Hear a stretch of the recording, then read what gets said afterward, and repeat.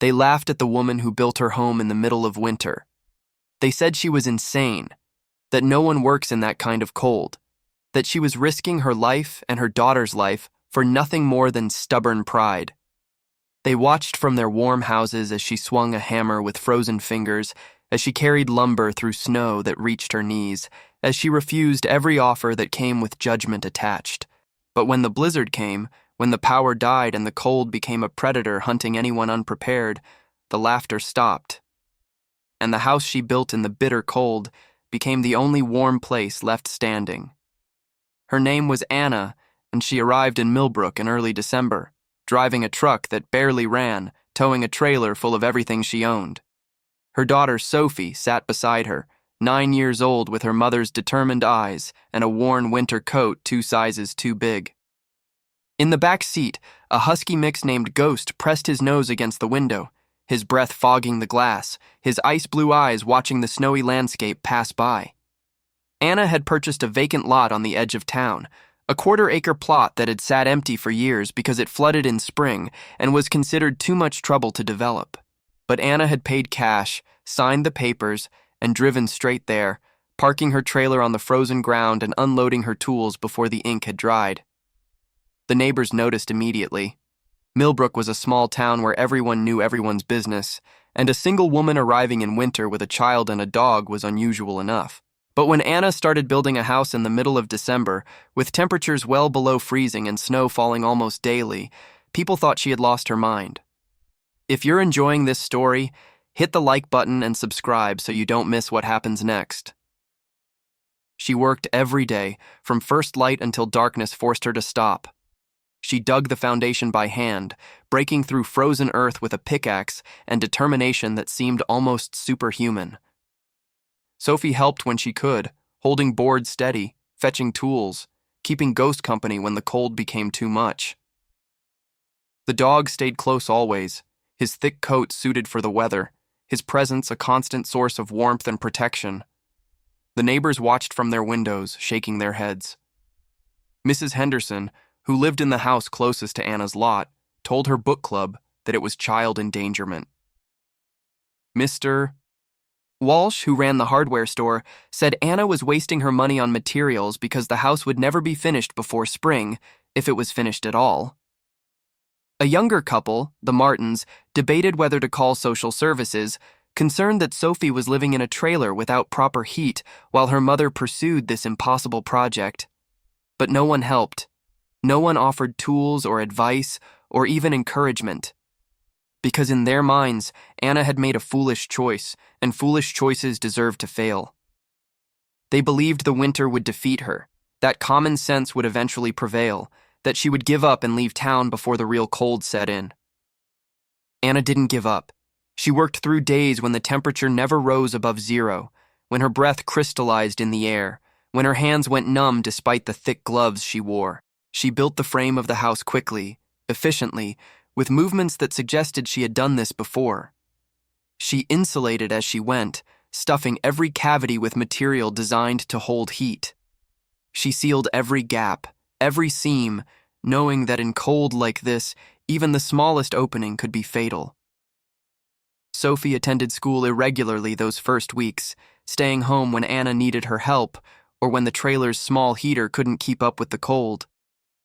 Teachers noticed her absences, her tired eyes, her clothes that never seemed quite warm enough. They reported their concerns to the principal, who made a note to follow up but never quite got around to it. Everyone assumed someone else would intervene. But Sophie never complained. She trusted her mother absolutely, with the kind of faith that comes from having survived difficult things together before. She did her homework by flashlight in the trailer at night. She played with Ghost in the snow during breaks. She watched her mother work and learned, without words being spoken, what strength looked like. By mid-December, the house had walls and a roof. It was small, barely larger than the trailer they were living in, but it was solid. Anna had built it with an understanding of cold that went beyond theory. Every decision was made with survival in mind. The walls were thick, heavily insulated. The windows were small and triple-paned, positioned to maximize southern sun exposure. The door faced away from the prevailing wind and had a small entry vestibule to prevent heat loss. She installed a wood stove as the primary heat source, with a backup propane heater as insurance. The neighbors continued to watch and judge. They saw a woman working herself to exhaustion in impossible conditions. They saw a child who should be playing instead of hauling firewood. They saw a dog who slept outside more often than in. But they didn't see the method behind the madness, the experience informing every choice, the knowledge earned in harder places than Millbrook could imagine. Anna had lived through winters that would have killed most people.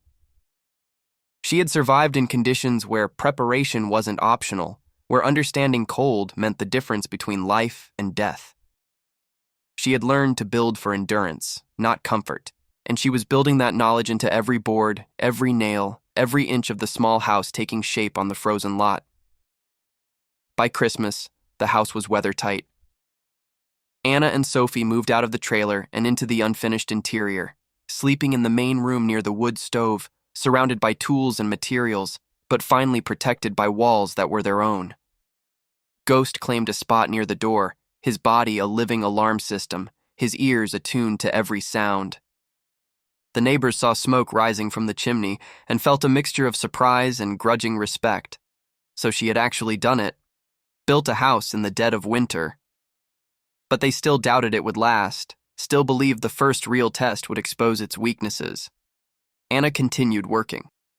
She finished the interior walls, installed shelving, created storage for food and supplies. She stockpiled firewood obsessively, cutting and stacking until she had enough to burn continuously for months. She filled containers with water, knowing pipes could freeze. She bought food in bulk, non-perishables that would last, that wouldn't require refrigeration if power failed. Every action was deliberate, every preparation made with worst-case scenarios in mind. Sophie settled into their new home with quiet happiness. She had her own corner, her own space, her own window to look out of. She decorated it with drawings and stones she found. She made a bed for Ghost out of old blankets. She helped her mother in 1,000 small ways, learning skills that other children her age never thought about. January arrived with brutal cold, the kind that made even Millbrook's residents, accustomed to harsh winters, stay indoors as much as possible. Temperatures dropped to 20 below zero. The wind came in savage gusts that turned snow into weapons. Schools closed, businesses shortened their hours. Life slowed to a crawl. But Anna's house stayed warm. The wood stove burned steadily, its heat radiating through the small space efficiently. The insulation held, keeping the cold at bay. The design worked exactly as intended, requiring less fuel to maintain temperature than any of the neighboring houses with their modern heating systems. Mrs. Henderson mentioned to her husband that maybe Anna wasn't as crazy as they'd thought. Mr. Walsh admitted to a customer that the woman knew what she was doing. The Martins stopped talking about calling social services and started wondering how Anna had managed what seemed impossible. And then, on the 15th of January, the blizzard came. It started with warnings that most people didn't take seriously. Millbrook got winter storms regularly. They had plows, generators, supplies. A blizzard was an inconvenience, not a crisis. But the meteorologists were more insistent this time, their voices carrying an edge of concern that suggested something different was coming. Anna heard the warnings and went into overdrive. She brought in extra firewood, stacking it inside the house where it couldn't be buried by snow. She filled every container with water. She checked and rechecked the stove, the chimney, the ventilation. She made sure Sophie understood what to do if anything went wrong, where the emergency supplies were, how to stay safe. The blizzard hit on a Thursday evening, and within an hour, it became clear this was not a normal storm. The wind didn't just blow, it screamed, a constant roar that rattled windows and found every weakness in every structure. The snow didn't fall, it flew horizontally, driven by wind gusts exceeding 70 miles per hour. Visibility dropped to zero. The temperature plummeted to 40 below, and with wind chill, it felt like 60 below. Power lines snapped within the first 2 hours. Transformers exploded in bright flashes that briefly illuminated the white chaos before plunging everything into darkness. And suddenly, Millbrook's modern homes built with electric heat pumps and digital thermostats and the assumption that power would always be available became cold boxes. Families scrambled for alternatives. Some had fireplaces, but many were decorative, never meant for real heating, and chimneys that hadn't been cleaned in years filled homes with dangerous smoke. Some had space heaters, but those required electricity. Some had generators, but fuel ran out quickly, and going outside to refill them was nearly impossible in the blizzard's fury. The cold crept in, relentless and patient. It found gaps around doors and windows. It rose through floors built over uninsulated crawl spaces. It invaded homes with modern efficiency, turning comfortable rooms into freezing chambers within hours. Mrs. Henderson and her husband tried to stay warm in their bedroom under every blanket they owned, but the cold was winning. Their breath was visible. Their fingers went numb. They were both in their 70s, and they knew hypothermia when they felt it approaching. The Martins huddled with their 2 young children in their living room, burning furniture in their fireplace when the smoke became unbearable, making impossible choices between breathing and freezing. The children cried from cold and fear, and their parents held them tight, running out of options and hope. Mr. Walsh sat alone in his house, shivering violently, his phone dead, his car buried under snow, realizing with growing horror that he might not survive the night. The storm was supposed to last at least 2 more days. He wouldn't make it that long. One by one, driven by desperation and the primal need to survive, they began to remember the house on the edge of town, the one built by the woman they had mocked, the one that had seemed so foolish, so inadequate. And they wondered with growing urgency if maybe they had been wrong. Mrs. Henderson was the first to venture out. She and her husband bundled in every layer they owned and stepped into the blizzard, using a rope tied to their porch railing to avoid getting lost in the whiteout. They fought through snow that reached their waists, through wind that tried to knock them down, through cold that burned their lungs with every breath. It took them nearly an hour to travel 300 yards. When they reached Anna's door and knocked with frozen fists, Anna opened it immediately. She didn't ask questions. She didn't say, "I told you so." She simply pulled them inside, into warmth that felt like salvation, and began the process of slowly, safely warming them up. The Martins came next, carrying their children who were no longer crying, who had gone quiet in a way that terrified their parents. Anna took the children first, wrapping them in blankets near the stove, checking for frostbite, making them sip warm water slowly. Mr. Walsh arrived last, barely able to walk, his face gray, his movements sluggish with hypothermia.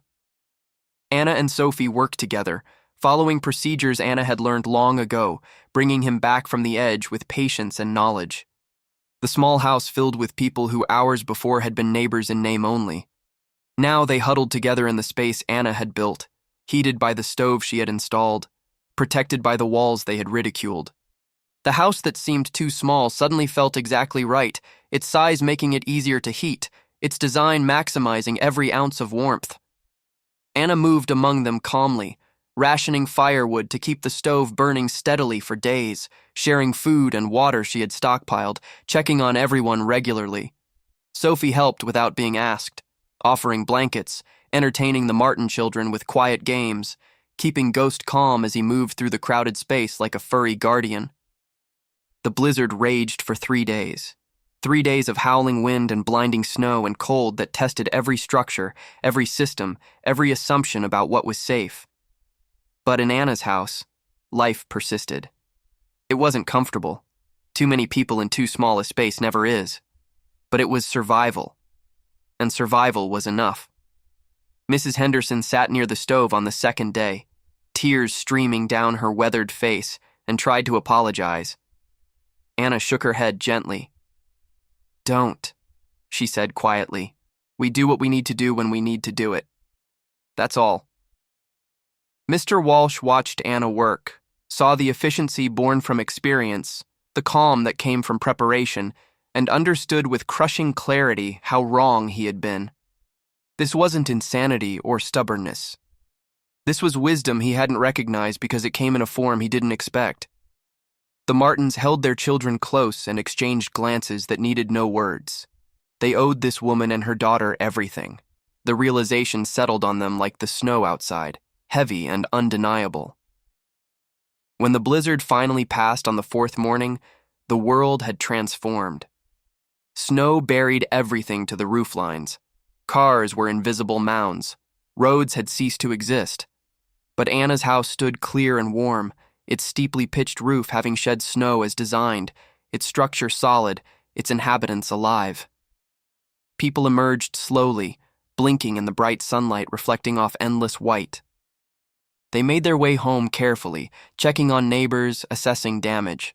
The town had survived, but barely. Several elderly residents who had refused to leave their homes didn't make it. Others had serious frostbite. The community center's roof had collapsed under the weight of snow. But everyone who had made it to Anna's house was fine, cold and exhausted and humbled, but alive and unhurt. In the days that followed, as the town began to dig out and recover, something fundamental had changed. The laughter was gone, replaced by quiet respect. People who had mocked Anna's winter construction now studied her methods. Mr. Walsh offered her a job as a consultant for cold weather building. The Martins became friends, real friends, helping with firewood and whatever else was needed. Mrs. Henderson brought food regularly, never forgetting that this woman had saved her life. The school principal apologized to Sophie for not understanding, for assuming the worst instead of recognizing resilience. Anna accepted their gratitude with the same quiet grace she had accepted their judgment. She didn't need vindication. She had done what she set out to do, build a safe home for her daughter. That some people had doubted her methods was irrelevant. That she had ended up saving others was a consequence, not a goal. The house stood on its lot, small and solid, a testament to the power of building for function over form, of trusting experience over opinion, of understanding that sometimes the things that look foolish to those who don't know better are actually the wisest choices possible. Anna continued to live as she always had, preparing, planning, protecting. Sophie grew up in that house, learning lessons that would serve her for life about self-reliance, about the importance of preparation, about trusting yourself even when others doubt. Ghost grew older and grayer, his loyalty never wavering, his presence a constant reminder that some bonds transcend words. Years later, when Sophie was grown and building her own life, she would think about that winter, about watching her mother work in brutal cold while neighbors laughed, about the blizzard that proved who was right. She would think about the people huddled in their small house, alive because of her mother's foresight and skill. And she would understand, with the clarity that comes from distance and maturity, that true strength doesn't need validation from others. It simply does what needs to be done and lets the results speak for themselves. The house still stands in Millbrook, weathered now but solid, a quiet monument to a woman who built in winter while others laughed. And on cold nights, when the wind howls and snow falls, the people who were there remember. They remember the warmth. They remember the woman who saved them. And they remember the lesson that winter taught, that sometimes the ones who seem the most foolish are actually the ones who understand best. Anna had known the cold would come. She had prepared for it. And when it arrived with all its fury, she was ready. Not just for herself and her daughter, but for anyone who needed shelter. That readiness, built board by board in freezing temperatures while neighbors mocked, was the difference between life and death. And everyone who survived that blizzard knew it. If this story touched your heart, please like this video and subscribe to the channel. Every like and subscription helps us share more stories about courage, preparation, and the power of trusting your instincts. Turn on the notification bell so you never miss a story that could inspire you or even save your life one day. Leave a comment below. Have you ever prepared for something everyone said was unnecessary? We'd love to hear how it turned out. Thank you for watching and being part of this community. Your support means the world.